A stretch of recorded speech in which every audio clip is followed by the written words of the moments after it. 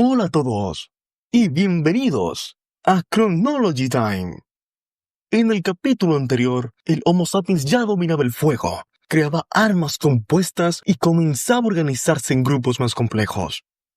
Pero aún faltaba algo, un paso, que no solo cambiaría cómo vivían, sino cómo pensaban. Por lo tanto, continuaremos con el hombre y la era de los 180.000 y 120.000 años.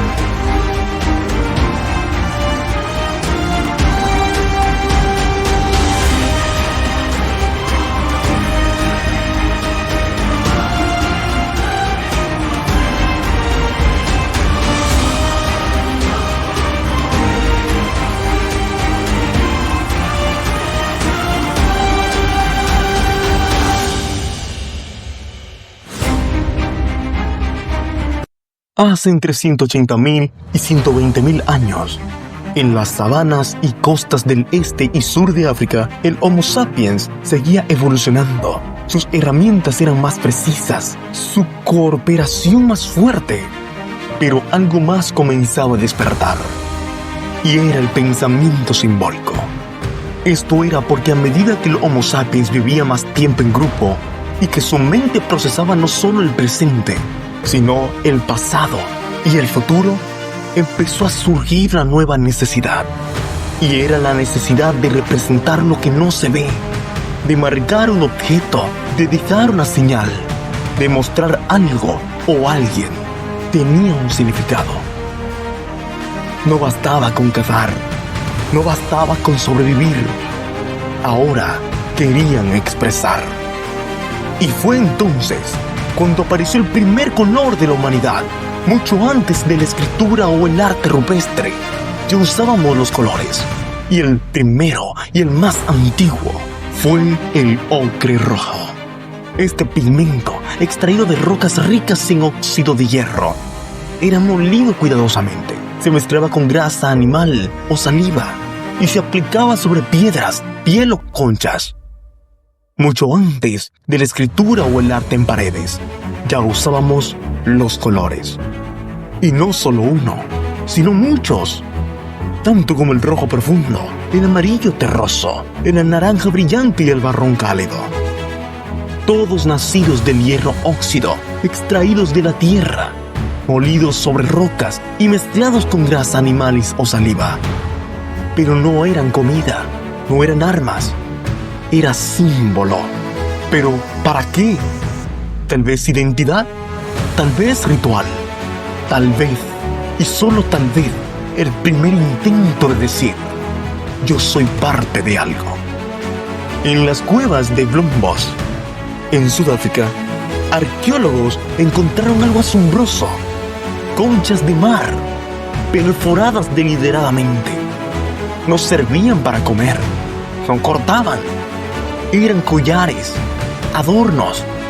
Y eso lo cambia todo.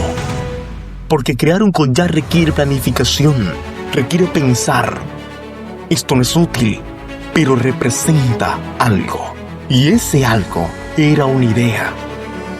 Por primera vez, el ser humano no solo veía el mundo, comenzaba a imaginarlo.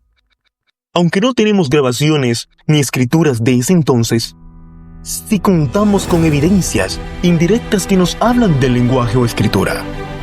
Y son las herramientas que ya eran complejas, los campamentos que duraban más tiempos, los roles estaban definidos. nada de eso sería posible sin lenguaje complejo. No solo sonidos, sino frases, intenciones, historias. Quizás aún no contaban mitos, pero ya podían transmitir memorias, advertencias y emociones.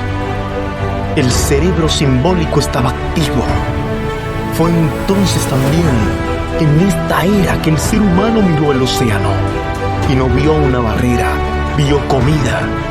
En Pinnacle Point, Sudáfrica, se encontró evidencias de que hace más de 160.000 años el Homo sapiens ya recolectaba mariscos, moluscos y peces de marea. Eso implicaba conocer las mareas, memorizar los ciclos del agua, coordinar en grupo. Y una vez más, el fuego cocinaba lo que antes era incomible. La costa ya no era solo paisaje, era vida planificada. Pero no todos se quedaron.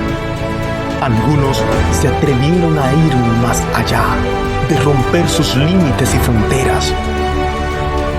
Porque también en esta misma era, algunos grupos comenzaron a moverse fuera de África. En los sitios de Skul y Café, en lo que hoy es Israel, se hallaron restos de Homo sapiens de hace más de 120.000 años de antigüedad. Cruzaron el mar por el estrecho de Bab el-Mandeb. Siguieron ríos, pero siguieron presas. No eran conquistadores, eran exploradores con memoria. Y llevaban algo valioso consigo, que eran sus herramientas, conchas y su ocre rojo. Tal vez no fue una conquista masiva, pero fueron exploraciones, quizás intentos de expansión que no sobrevivieron. Pero el instinto ya estaba ahí. Buscar, movernos, cruzar fronteras. Esta era la era entre 180.000 y 120.000 años atrás. No fue la era de fuego, ni tampoco el de la caza. Fue la era donde el hombre comenzó a imaginar. Era la era del pensamiento. La era cuando el pensamiento se volvió simbólico y que el símbolo una identidad. Una mente que ya no solo vivía, quería dejar huellas. El Homo sapiens ya no solo vivía en el mundo físico, ahora habitaba también en el mundo de las ideas. Ideas que marcarían el camino hacia el mito, la religión, el lenguaje y la historia. Y con ellas comenzó la conciencia humana tal como la conocemos. Y sin más preámbulos, hasta luego.